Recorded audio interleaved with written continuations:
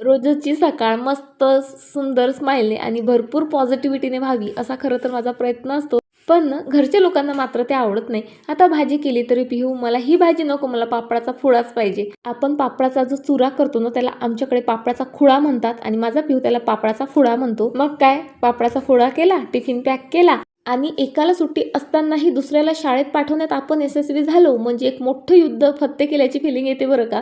वर आली, डाळ भाजी केली, त्यानंतर मस्त अशी तयार झाली आणि त्यानंतर आलोत आम्ही अकोल्याला. बाईच्या स्कूलमध्ये PTM होतं, ते अटेंड केलं आणि त्यानंतर डीमार्टला आलो.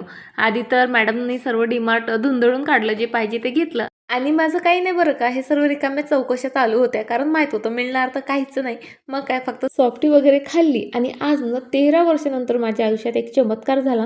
फक्त एकदा रिक्वेस्ट करून साहेबांनी गाडी चक्क नर्सरी समोर थांबवली आणि मग काय, मीही माझं बार्गनिंग स्किल मस्त पणाला लावलं आणि 50 रुपयात एक प्लांट घेतलं. कामाचं म्हणाल तर डीमार्टमधनं फक्त हा जार, एक टॉवेल आणि काही मसाले वगैरे घेतले, बाकी सर्व रिकाम्याच गोष्टी. आणि आज या एका रॅकेटमुळे माझं स्मार्ट वॉच घेण्याचं स्वप्नच राहिलं. आणि आणखी एक गोष्ट, मी एक झाड चोरूनही आणलं बरं का. बाय.